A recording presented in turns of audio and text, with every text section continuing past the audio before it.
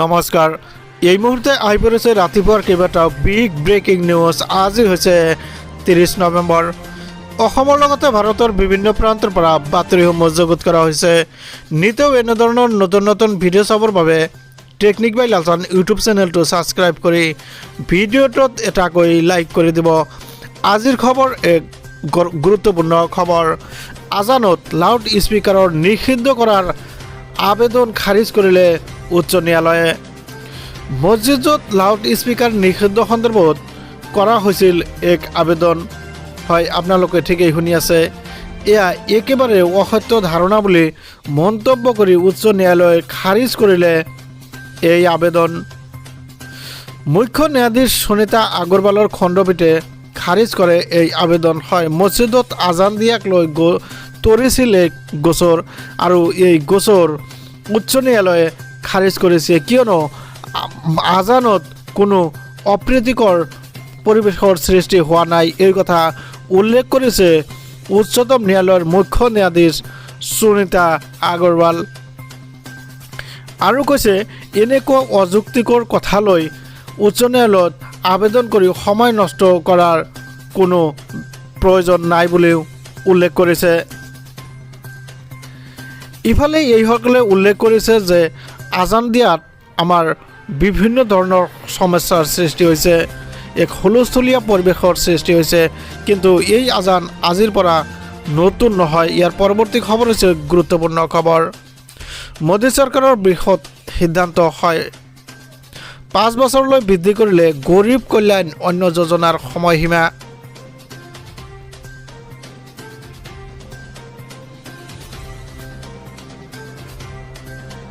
আৰু 5 বছৰলৈ বৃদ্ধি কৰা হ'ল সময়সীমা।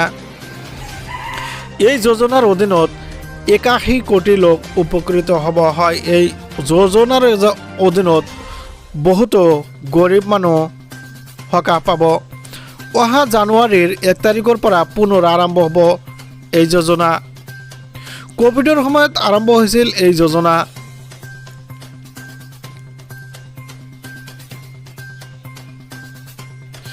আৰম্ভণিতে কেৱল 3 মাহৰ বাবে দিয়া হৈছিল এই আঁচনিৰ সুবিধাসমূহ। ইয়াৰ পৰৱৰ্তী খবৰ হৈছে অতি গুৰুত্বপূৰ্ণ খবৰ।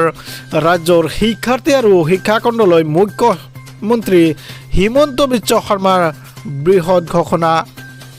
নতুন বৰ্ষৰ পৰা আনন্দৰাম বৰুৱা বঁটা পৰিৱৰ্তন হ'ব আনন্দৰাম বৃত্তিলৈ। হয়, আপোনালোকে চাই আছে এক ডাঙৰ খবৰ, এক গুৰুত্বপূৰ্ণ খবৰ। 5ম শ্ৰেণীৰ 10,000 ছাত্ৰ ছাত্ৰীক প্ৰদান কৰা হ'ব 15,000কৈ টকা। হয়, আপোনালোকে শুনি আছে এক গুৰুত্বপূৰ্ণ খবৰ, এক ডাঙৰ খবৰ। 8ম শ্ৰেণীৰ শিক্ষাৰ্থীকো প্ৰদান কৰিব 15,000কৈ টকাৰ বৃত্তি।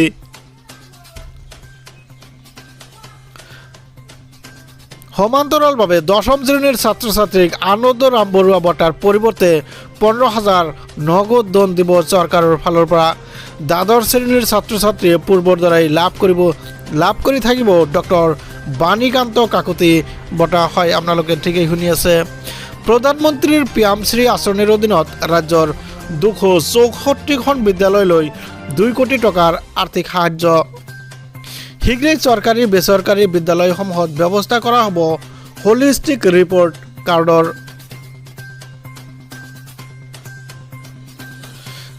দশম আৰু দ্বাদশ শ্ৰেণীৰ পাছ কৰা ছাত্ৰ ছাত্ৰীয়ে নামভৰ্তি কৰাৰ তথ্য নিৰ্দিষ্ট পৰ্টেলত আপলোড কৰিব লাগিব বিদ্যালয় কৰ্তৃপক্ষই। ইয়াৰ পৰৱৰ্তী খবৰ হৈছে কাক লৈ বৃহৎ ঘোষণা গৃহমন্ত্ৰী অমিত শ্বাহ।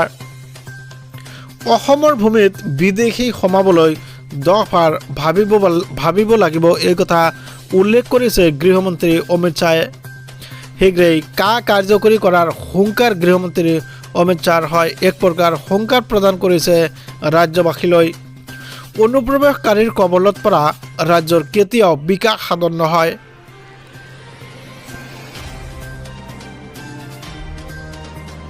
হয়, আপোনালোকে ঠিকেই শুনি আছে। পশ্চিমবংগত মমতা বেনাৰ্জীয়ে কাৰ বিৰোধিতা কৰি আহিছে। ইফালে কিন্তু কাৰ্যকৰী কৰিবলৈ বিজেপি চৰকাৰক কোনেও ৰখাব নোৱাৰিব, এই কথা উল্লেখ কৰিছে এক জনসভাত। আমি দেশত কাৰ্যকৰী কৰিমেই, এই কথা উল্লেখ কৰিছে এক জনসভাত গৃহমন্ত্ৰী অমিত শ্বাহে পশ্চিমবংগৰ পৰাই কাক লৈ এই ঘোষণা অমিত শ্বাহৰ হয় এই কথা উল্লেখ কৰিছে পশ্চিমবংগৰ পৰাই এই কা আৰম্ভণি হ'ব ইফালে কাক লৈ বৃহৎ ঘোষণা গৃহমন্ত্ৰী অমিত শ্বাহৰ হয় আপোনালোকে চাই আছে এক ডাঙৰ খবৰ এক গুৰুত্বপূৰ্ণ খবৰ তো ভিউয়াৰ্স ভিডিওটো ভাল পালে ভিডিওটোত এটা লাইক কৰি চেনেলটো সাবস্ক্ৰাইব কৰিবলৈ নাপাহৰিব ধন্যবাদ থ্যাংক ইউ জয় আই অসম।